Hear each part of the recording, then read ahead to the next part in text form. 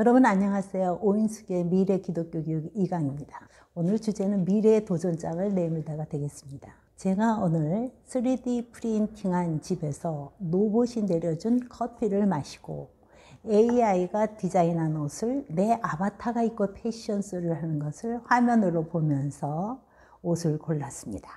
그래서 3D 프린팅한 옷을 입고 드론에게 짐을 맡기고 에어택시를 타고 이곳에 왔습니다. 자, 여러분 이 말 들으시니까 어떻습니까? 무슨 말인가 이렇게 생각을 하시는 분도 계시겠지만 또 어떤 분들은 들어본 말이다 이렇게 이야기하시는 분도 있으리라고 생각합니다.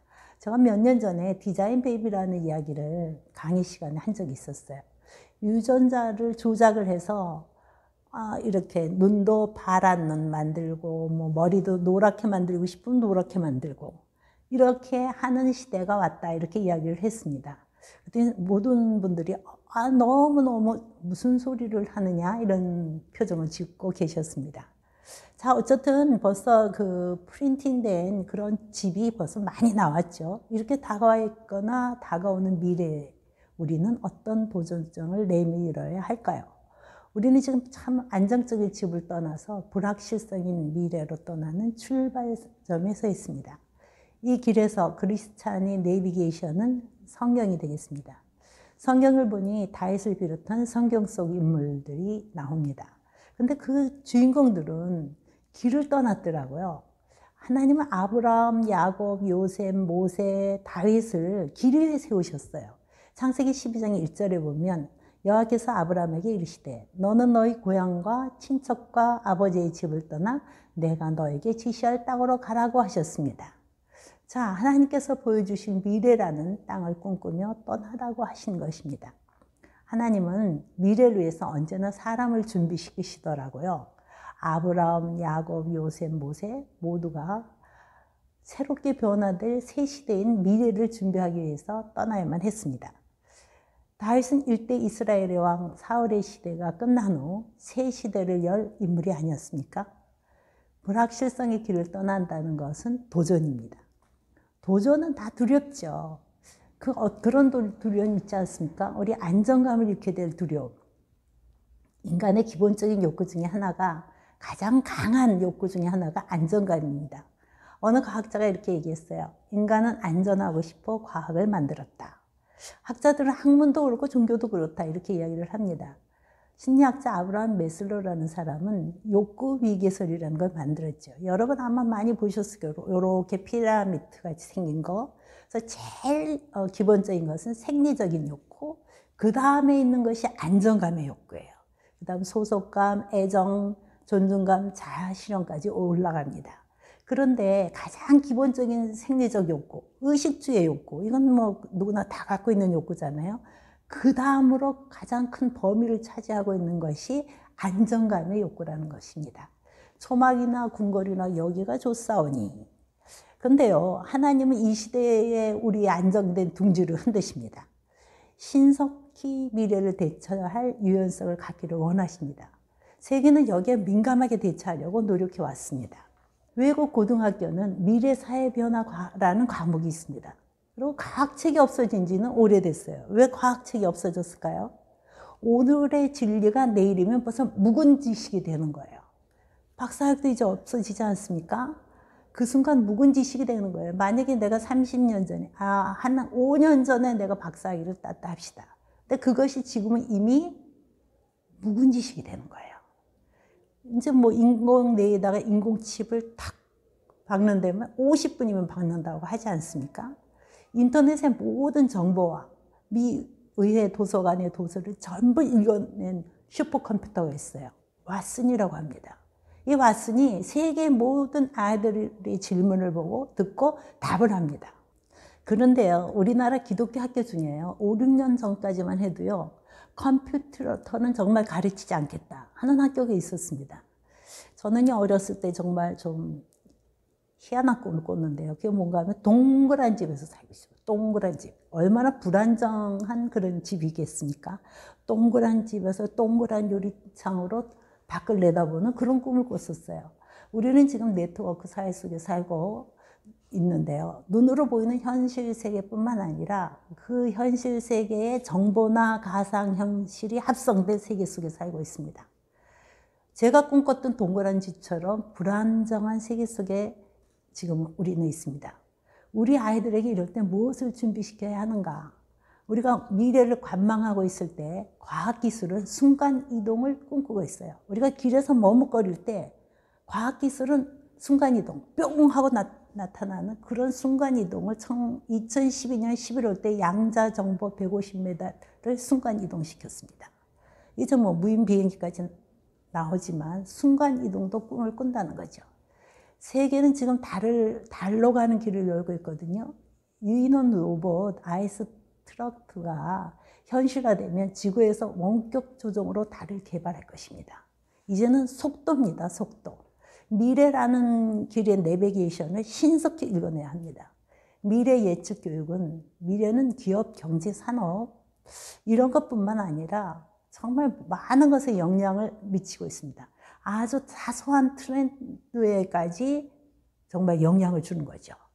여러분 지금 스마트 기기가 많이 나와 있잖아요. 스마트 기기가 등장하면서요. 옷이 달라졌어요. 아주 정장보다는 주머니가 넉넉한 캐주얼이 인기가 되었습니다. 이런 변화가 있는 거죠. 자, 이제는 포스트 코로나 시대라기보다는 위드 코로나 시대라고 이야기합니다. 이런 시대에 교회는 영향을 받지 않고 있는가 한번 생각을 해봐야겠습니다. 영향을 받고 있다는 의식이 필요하거든요. 자, 전도주를 예를 들어보겠습니다. 코로나 이전에요. 저희 교회는 이제 흑석동에 있어요. 그래서 대학가가 있는데 그전에는 이제 전도주를 주면 어른들은 안 받아도 학생들은 아주 잘 받았습니다. 근데 요즘은 학생들이요 굉장히 쌀쌀해요. 안 받습니다. 절대 안 받아요. 그래서 제가 고민을 했어요. 야, 이 전도지도 읽지 않는 이런 세대에 하나님하고 점점 멀어지게 하면 안 되겠다 이런 생각이 들어서 제가 전도지를 만들었어요. 아무것도 안 쓰고 그냥 예쁜 일러스트로 예쁜 그림을 그리고 캘리그래피로 하나님은 당신을 사랑하십니다. 이런 거를 만들었어요. 아주 여러 예쁜 그림을 이렇게 만들었습니다. 자, 여러분 좀 보여드릴게요. 이렇게 이런 거 만들었습니다. 아주 여러 종류의 이런 전도지를 만들었습니다. 근데 전도지는 안 받는데요. 이거는 다 받아요. 요즘 사람들 이런 거 참 캘리그래피라든가 일러스트라든가 이런 거 좋아하거든요. 이건 다 받더라고요. 그럼 어떤 음식점에서는 오히려 환영을 해요. 이걸 가보니까요. 예쁜 그림이니까 쪼르륵 붙여놨어요. 자, 이제 코로나 전부터 우리는 홀로를 즐기는 문화 속에 살고 있습니다. 혼자 여행, 혼자 영화, 혼자 밥 먹고 이런 분화된 세계 속에 우리는 살고 있는 거죠. 여러분 정말 앞으로는 전도를 대면에서 할 수가 없어요. 왜냐하면요. 아이들이 대면의 부담을 갖고 있다는 것입니다. 여러분 요즘 아이들이 전화 공포증이 있다는 걸 아십니까? 주소를 말하는 게 부담스럽다는 거예요. 그래서 앱을 통해서 정말 물건을 사는 그런 시대가 되었습니다. 대면이 시대요. 언택트냐 온택트냐 그거는 그들이 선택을 합니다. 이럴 때 교회를 다니는 사람은 어떻게 해야 되겠습니까? 보고 싶은 사람이 되어야 돼요. 그들에게 선택을 받아야 된다는 것입니다. 교회라는 공간의 권위는 이제 사실은 무너졌습니다. 공간 시스템이 바뀌었어요. 그건 학교나 교회나 마찬가지입니다. 권위는 공간의 개념이 바뀌면서 평등해졌습니다. 좀 더 멀리 가면요. 알파 세대가 있거든요. 알파 세대는 지금 말하면 0세에서 10세까지입니다. 이 아이들은 스마트폰이나 스마트 스크린에 아주 익숙한 아이들이죠. 근데 너무 익숙하다 보니 문제가 있어요. 이 아이들이 계속 스마트폰에 노출이 되면 집중력과 독해력이 없어지는 거죠. 언어 기능이 굉장히 낮아집니다. 그런데 이런 아이들에게 전도지를 읽어주시겠습니까? 자, 광범위한 세계는 그런데 열려 있습니다. 저희들이 저도 이제 이 전도지를 더 예쁘게 많이 그려서 인스타그램에 좀 올릴까 이런 생각이 듭니다. 내 교회 중심의 전도는 힘들겠지만 하나님 중심 전도는 굉장히 광범위하게 네트워크망을 통해서 많이 이렇게 더 퍼져나가리라고 생각합니다. 자, 그전에는 이제 문화적인 세대차가 많이 났었는데 요즘은요, 팬덤을 보면 너무 재밌어요. 요즘은 뭐, 장년층, 5, 60대, 뭐 70대까지도 뭐 트롯 가수 따라다니면서 막 오빠는 안 하겠지만 하여튼 뭐 트롯 가수 막 따라다니면서 팬덤을 형성을 합니다. 젊은 아이들하고 똑같이 그래요. 그리고 그전에는요, 우리가 사명 이런 이야기 많이 했잖아요. 저도 사실은요, 이거 시작하면서 기독교인으로서 내가 이 시대에 교육을 했던 사람으로서 이 시대에 내가 이 일을 해야 된다 하는 사명감을 갖고 하는 거예요. 사명감을 갖고 하는데 요즘 세대는요, 사명이 통하지 않는 시대예요. 네가 사명으로 전도해라. 안 됩니다. 왜냐하면 요즘은 행동의 동기가 뭔가 하면은요, 이유 없음이에요. 이유 없음. 동기가 뭔가 하면 재미예요, 재미. 제가 이거를 유튜브를 하다 보니까 조금 실망한 경우가 많아요. 왜냐하면 사람들이 유튜버 이렇게 막 조회수 많은 사람들 있잖아요. 막 몇만 되고 막 이런 사람들 보면은 다 재미야. 재밌는 것을 사람들이 따라간다고요. 요전에 어떤 유튜버가 나와서 그런 얘기 하더라고요. 자기가 시작할 때 30명이었대요.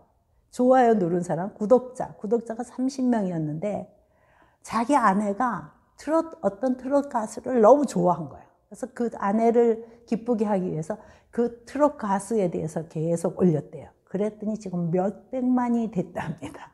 그러니까 참 사람들이 재미를 따라 사는 그런 세대가 되었다고 생각합니다. 인간이 바뀌었다는 거죠. 요즘 그런 강의들을 많이 보면 거의 이제 미래 강의들도 그래요. 산업 경제 중심이죠.